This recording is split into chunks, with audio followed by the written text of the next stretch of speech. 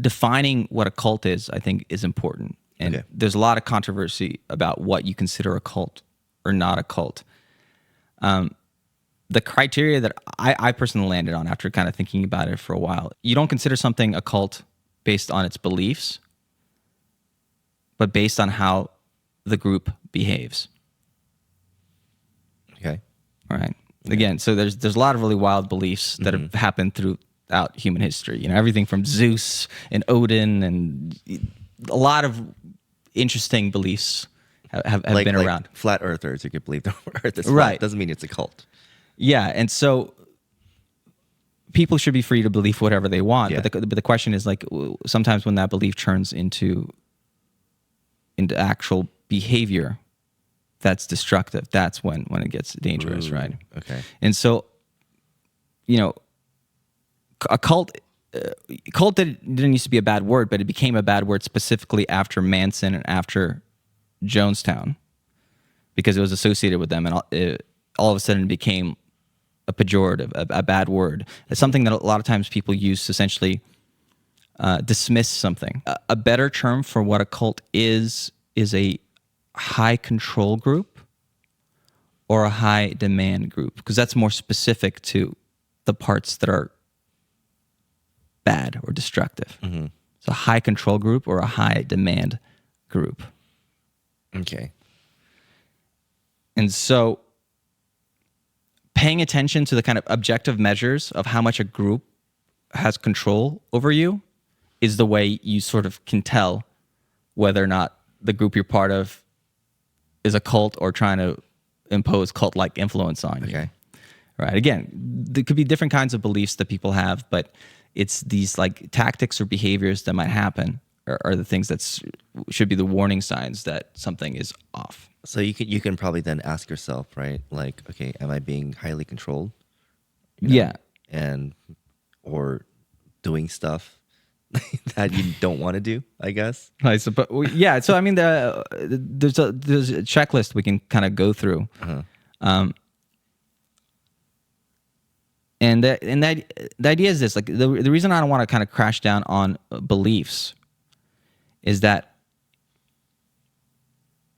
if you believe in pink unicorns that live in a magical forest and they whisper in your ear every day to be a better member of your community, to strive and be courageous and succeed, and in your relationships, in your finances, in your career, in all aspects of your life, it brings you peace and joy. That's a wonderful belief to have, right? And as long as that belief is not turning into some sort of objectively destructive behavior, if that belief helps, then hell yes. You know, that's something that, you know, we can get behind, because we're all delusional in some way. You know, our brains are constantly making shortcuts and cognitive errors about like everything. We think we see the truth, but we don't. And so if there's a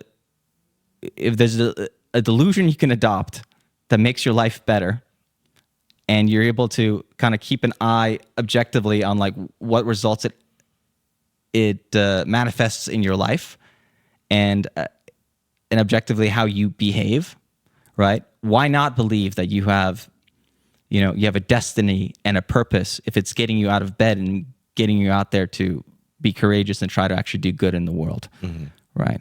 So sometimes, I mean, people have beliefs for a reason. It helps. It really, like, it helps people, right? And so, but again, it's these certain behaviors that might kind of get people into trouble. Additionally, right, with that concept of belief, right, in psychology, they talk about this thing called terror management theory, which is the idea that many of our religious beliefs, right, have been kind of stimulated as a way for us to cope with the very uncomfortable feeling that comes with thinking about our mortality, right? Again, to keep us from being paralyzed by existential dread. Yeah, and I think I've learned from you that, you know, it has its purpose, right? You know, people who have faith can endure pain a lot longer than people don't have Yeah. There's these things that happen. Even like one of the things that seems to occur, religious ideas seem to become more prevalent in situations where people are more confronted with their mortality. So if you imagine if you're in a war zone, right? All of a sudden, like, you're more likely to be somebody who's going to start, like, praying. Again, because it allows you to have something to have, like, when there's nothing you can actually do objectively, you still want to do something. So you end up, like, taking some sort of symbolic action or doing something just like to seem like you're just keep going. And so that's important. Okay. So the objective kind of metrics of a high control group or a cult, right? Again, it's not really about the beliefs, but it's about the tactics and behaviors of the group. And so some of the things you should pay attention to is, like,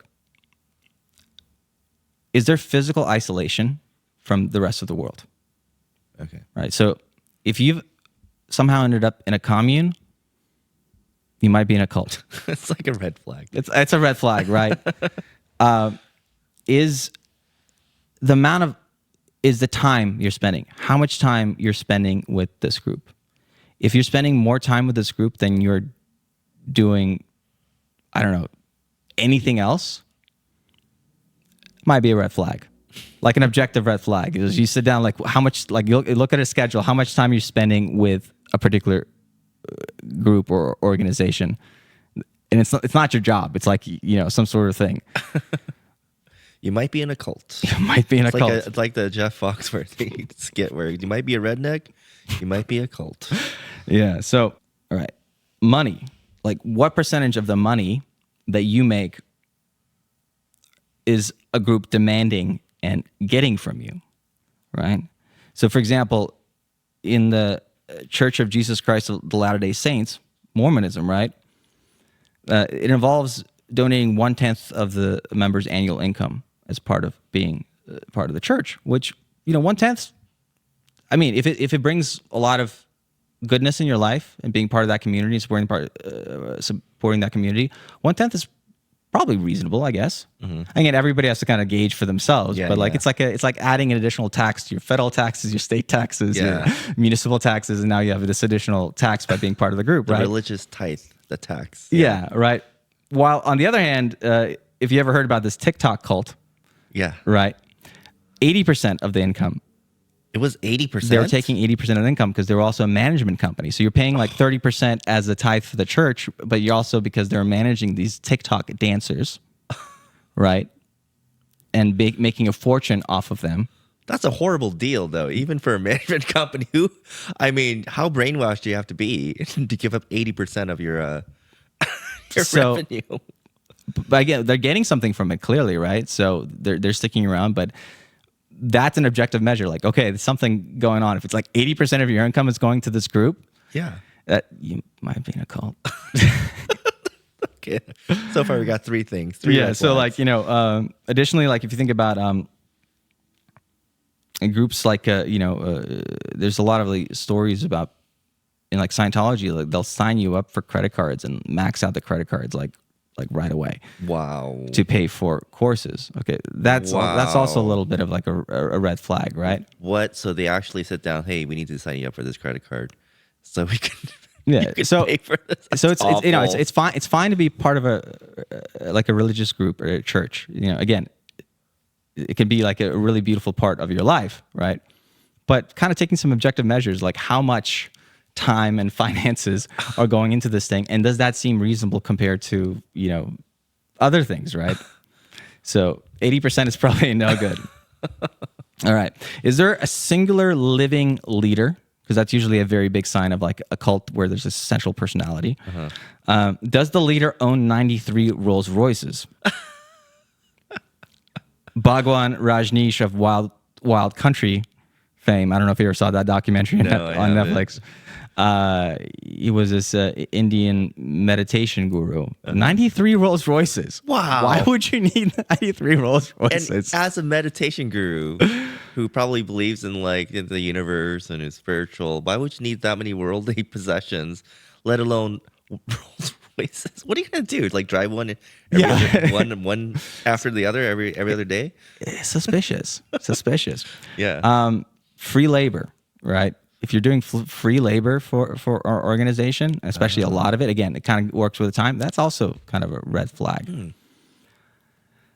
Sexual acts.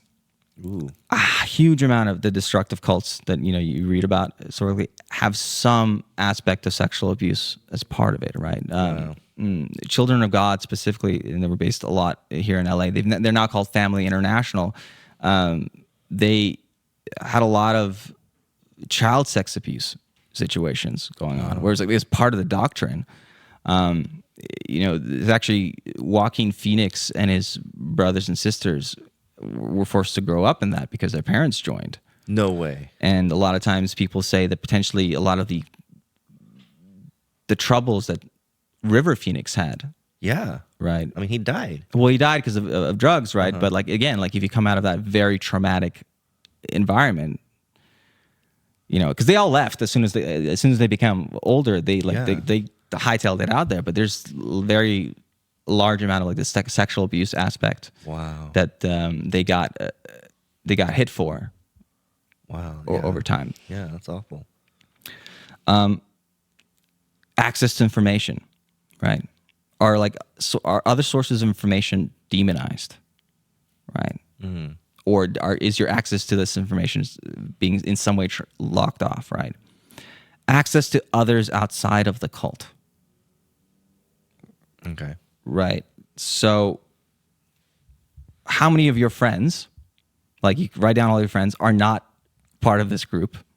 And if all your friends are in this group, that's probably, it's a tricky sign, right? In a sense, like in most situations, people like they have some friends who are part of your club, but then you also have your friends that are not part of the club as well.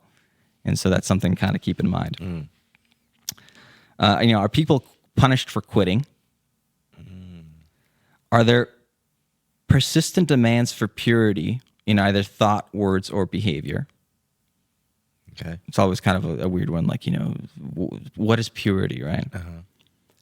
Is there pressure to recruit more members or aggressively spread the message of the group? So like a lot of pressure to go out there and basically sell the idea. Are there claims of persecution due to the specialness of the group? Like somebody's coming after us, Okay. right? I mean, most of the time, I don't think most groups have anybody coming after them. Yeah. I mean, there are obviously situations, but a lot of times if that gets mentioned, that's a little bit of a red flag. Somebody's coming after us. Yeah. The government's coming after us. Yeah. That kind of thing. We are the chosen people, and somebody's coming after We're us. special. And then if you look up the group online, are there former members who were harmed by the group's practices speaking out about it?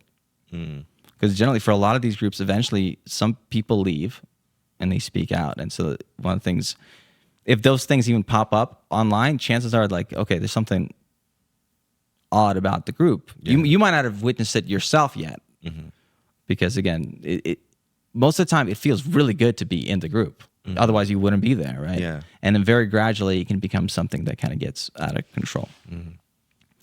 So that's like a little checklist I put together as I was kind of going through the different things. Yeah. Was reading a lot about the kind of the deprogrammers, or the people who work, the exit counselors, the people who help people get out of cults. And those are some of the things that we're kind of looking at as, again, objective criteria, separated from like beliefs of like, are these tactics being used on you